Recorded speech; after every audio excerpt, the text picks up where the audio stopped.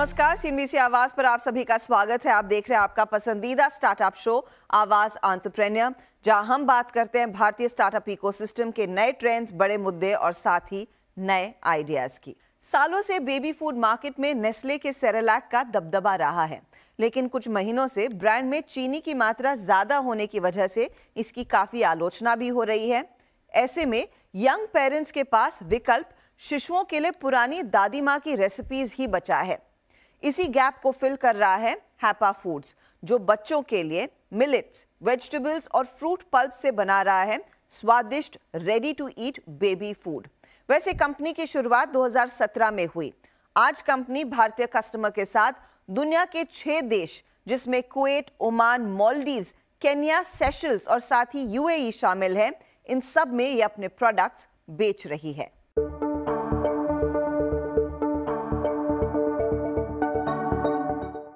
Baby food market पर नजर डालें तो नेस्ले का सेरेलैक इकलौता ऐसा ब्रांड है जो सबसे पहले जहन में आता है। लेकिन स्टार्टअप के बढ़ते दमखम के चलते अब तस्वीर कुछ बदलती हुई दिख रही है। कुछ साल पहले सिर्फ शहरों में बिकने वाले बेबी फूड प्रोडक्ट्स का दायरा अब काफी बढ़ चुका है। आंकड़ों पर नजर डालें तो 2023 में जहां भारत में baby food market size $6.5 billion रही, उसमें 2024 से 2030 तक 14% की ग्रोथ अनुमानित की है। बढ़ते डिमांड के साथ बाजार में बेबी फूड ब्रांड्स के ऑप्शंस भी ग्राहकों के लिए बढ़ रहे हैं। पंकज प्रकाश शर्मा अपने कॉर्पोरेट करियर में अच्छा खासा नाम कमा रहे थे। पर्सनल लाइफ में बेटी के जन्म के बाद बाजार में मौजूद बेबी फूड ब्रांड्स के ऑप्शन देखकर पंकज बिल्कुल निराश हुए। बेटी को न्यूट्रिशियस खाना खिलाने के लिए फिर घर पर ही मिलेट्स, वेजिटेबल और फ्रूट पल्प से बेबी फूड बनाना शुरू किया और इसमें पंकज को दिखा बिजनेस का मौका और यहीं बेबी फूड ब्रांड हप्पा की नींव रखी गई।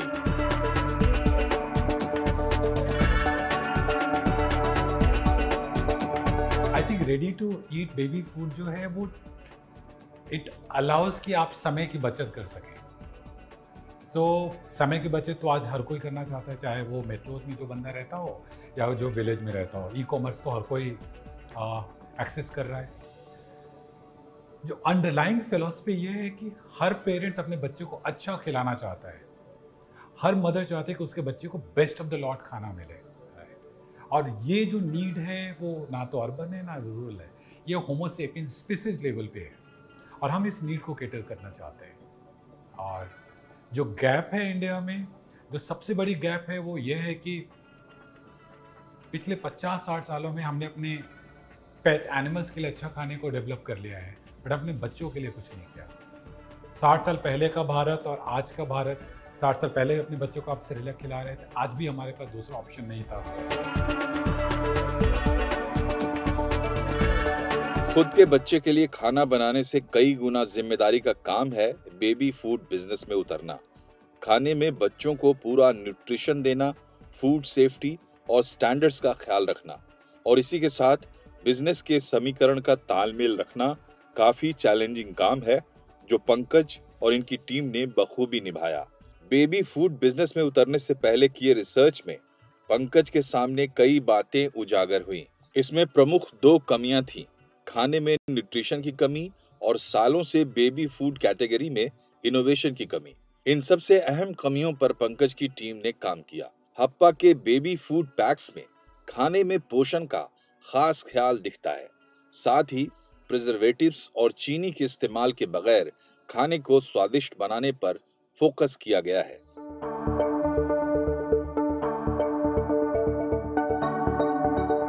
हप्पा को शुरू करने से पहले जो हमने मार्केट में अवेलेबल प्रोडक्ट्स थे उनको देखा और वो देख के मैं शॉक था। सेरेलैक में on an average milk powder 34% होता है, 8 to 9% शुगर होता है।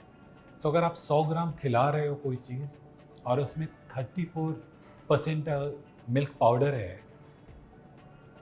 वो मेरा ज़मीर अलाउ नहीं कर रहा था मैं अपने बच्चे को खिला सके। और मेरा फूड में कोई बैकग्राउंड नहीं था, सो हमें कुछ अच्छा करना था। तो मैंने एक पूरी टीम इकट्ठा करी। मैंने एक team of food scientist, paediatrician, nutritionist packaging experts globally एक टीम इकट्ठा करी और फिर हमने कहा हम इंडियन मास के लिए एक फूड बनाएंगे। इसकी शुरुआत तो घर से हुई। मैं अपनी बेबी को अच्छा खिलाना चाहता था तो हमने अपने घर पे बनाना शुरू किया और वहाँ से फिर हमने एक रेडी टू ईट पैकेट में उसको लाया। तो हमारे नेबरहुड में हमारे बाकी लोगों ने उसको अप्रिशिएट करना चालू किया। दोस्त में जिनके बच्चे हमारे सेम हम उम्र थे उन्होंने उसको लेना चालू किया और फिर वहाँ से चीज़ बढ़ते गए और फिर वहाँ से हम आगे बढ़ते गए। खाने को न्यूट्रिशियस और स्वादिष्ट बनाने के साथ इससे 100% ऑर्गेनिक फूड इंग्रेडिएंट्स से बनाए जाने पर पंकज का जोर रहा। क्वालिटी प्रोडक्ट के फाउंडेशन पर बनाए हप्पा प्रोडक्ट्स के साथ साथ ब्रांड ने स्वाद और न्यूट्रिशन से भरे हप्पा फूड को अट्रैक्टिव पैकेजिंग के साथ बाजार में उतारा। हमने पैकेजिंग पे बहुत काम किया है। जब हमने डिसाइड किया तो हमें रियलाइज़ हुआ कि packaging plays a very important role और हमने पूरी दुनिया को रिसर्च कर डाला पैकेजिंग के ऊपर में। जैसे ये पैकेजिंग है, हमारा प्योरे का पैकेजिंग है। ये जो कैप आप देख रहे हैं ये कोई आम कैप नहीं है। ये कैप हम इंपोर्ट करते हैं, एक इटालियन कंपनी का पेटेंटेड टेक्नोलॉजी है। It's called child proof cap, right. इसमें 3 तरह के बैरियर्स क्रिएट किए हुए हैं which avoids children choking with the cap. Because अगर आप घर में इस तरह के प्रोडक्ट यूज़ करते हैं तो अगर गलती से कहीं पे गिरा रह गया, this could be choking hazard. इसके अंदर प्रोडक्ट हमारा 12 महीने तक सेफ रह सकता है, राइट। और जो सबसे अच्छी चीज़ क्या है, इसके साथ आपने इसको अपने पॉकेट में डाला और आप 5 घंटे के लिए फ्री हैं। Ready to eat baby food ये कॉन्सेप्ट ही विदेशी है, जिसे पिछले कुछ सालों में अर्बन इंडिया की वर्किंग पेरेंट्स ने खूब पसंद किया। लेकिन बेबी फूड की भारत से कई गुना ज्यादा डिमांड विदेश से आती है। यूरोप के कई हिस्सों में मिलेट्स और फलों की पैदावार नहीं होती, इसलिए कई कंपनियां बेबी फूड मैन्युफैक्चरिंग के लिए भारत से इंग्रेडिएंट्स सोर्स करते हुए मोटा मुनाफा कमा रही हैं। इसी को ध्यान में रखते हुए हप्पा ने भारत के साथ अंतर्राष्ट्रीय बाजार में भी कदम रखा है। जब हमने हप्पा शुरू किया तो एम्बिशन डे 0 से ये था कि हम इंडिया के लिए नहीं वर्ल्ड के लिए हप्पा बना रहे हैं। तो डे 0 से जो हमारे मानक थे, पैरामीटर्स जो हमने सेट किया था, ग्लोबल पैरामीटर सेट किया था। हमने डे 0 में डिसाइड किया हमें पेस्टिसाइड फ्री ऑर्गेनिक प्रोडक्ट्स को लेना है।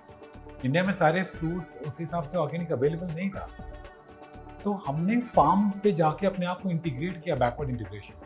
हम खुद जाके फार्म से एप्पल सोर्स करना चालू किए। और रही बात ग्लोबली कंपटीशन की, तो ग्लोबल शेल्फ पे अगर मैं दुबई में हूँ तो दुबई में मैं केवल इंडियन कंपनी से कम्पीट नहीं करता। दुबई में यूरोप की ब्रांड्स भी अवेलेबल हैं, अमेरिकन ब्रांड्स भी अवेलेबल हैं और हम उनसे फाइट करते हैं। हप्पा की मैन्युफैक्चरिंग अलग अलग प्लांट्स में होती है। अपने प्रोडक्ट को टेस्टी फिर भी हेल्दी बनाने के लिए प्रोडक्ट में चीनी नहीं मिलाते। खाने में मिठास के लिए अलग अलग फलों के पल्प, ड्राई फ्रूट्स को मिलाकर नए नए कॉम्बिनेशन बनाए जाते हैं। साथ ही ख्याल रखा जाता है कि रेडी प्रोडक्ट में न्यूट्रिशन वैल्यू ना कम हो और टेस्ट भी भरपूर आए। अभी हम इंडिया में कुछ प्लांट्स हैं जो हमारे खुद के ओन्ड हैं, जहाँ पे हम खुद बनाते हैं। उसके अलावा हम 3 अलग अलग प्लांट्स में आउटसोर्स करते हैं। बट जहाँ भी हम आउटसोर्स करते हैं, the raw material, packaging material हमारी जिम्मेदारी है। बिकॉज 2 ही चीज़ है जो प्रोडक्ट को ख़राब कर सकता है, quality of raw material, quality of packaging material. वो दोनों चीज़ हम सोर्स करते हैं। Every single Apple that has gone into this product is sourced by us. Every single grain that has gone into this product is sourced by us. तो उसकी quality check करते हैं source करने के बाद, then it goes to depending on कि कौन सा प्रोडक्ट है, हमारी खुद की कैपेसिटी के बियॉन्ड कितनी है, ये को मैन्युफैक्चरर्स के पास जाती है, वहाँ पे जाकर के इसको आगे प्रोसेस किया जाता है।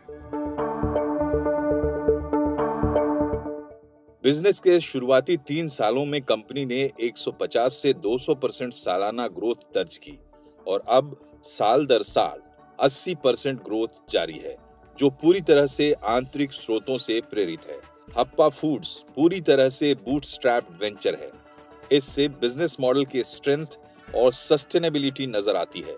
रेवेन्यू और सेल्स नंबर्स की बात होती है तो पंकज आंकड़े की जगह भरोसे को ज्यादा अहमियत देते हैं। भारतीय ब्रांड को देश के साथ साथ ग्लोबल मैप पर कामयाब बनाना कंपनी का मकसद है। इंडियन बच्चों को अच्छे खाने के ऑप्शन नहीं, वो क्रिएट करके देना है। एंड लास्ट 4-5 साल में हम अराउंड हर साल 2 गुना हो रहे हैं टर्नओवर वाइज। हमने इतनी अच्छी प्रोडक्ट बनाई है, आपको यकीन नहीं होगा, हमारे पास एक्सपोर्ट की कोई टीम नहीं है। एक्सपोर्ट मार्केटिंग हम दुनिया के 8 मुल्कों में एक्सपोर्ट कर रहे हैं, बिकॉज वहाँ के लोगों को रियलाइज हुआ कि great product can come from India, और हम वहाँ पे ऑलरेडी पहुँच चुके हैं।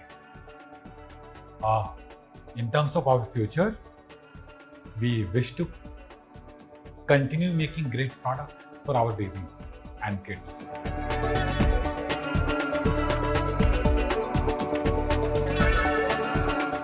टेस्टी बेबी फूड किस तरीके से बनाता है हप्पा, इसको देखने के लिए मैं आ चुका हूँ उनकी प्रोसेसिंग यूनिट के अंदर। यहाँ पर ये रॉ मटेरियल रखा हुआ है जिसको साफ़ पानी के द्वारा धोया गया है, इसको उबाला गया है एक मशीन के अंदर, जिसके बाद में ये काफ़ी सारी मशीन्स यहाँ पर रखी हुई जिनके अंदर इनको प्रोसेस किया जाएगा, इनको पीसा जाएगा, जिसके बाद में यहाँ पर हो रही है पैकेजिंग। ये पैकेट्स रखे हुए हैं जहाँ पर ये पूरे वर्कर्स काम कर रहे हैं, इनको बाकायदा पैकेट में भरा जा रहा है, फिलिंग हो रही है, इसको हर एक पैकेट को नापा जा रहा है, तौला जा रहा है, जिसके बाद में इसके ऊपर कैप लगा करके इसको कंप्लीट किया जा रहा है और कंप्लीट होने के बाद इसको रखा जाता है ठंडे पानी के अंदर।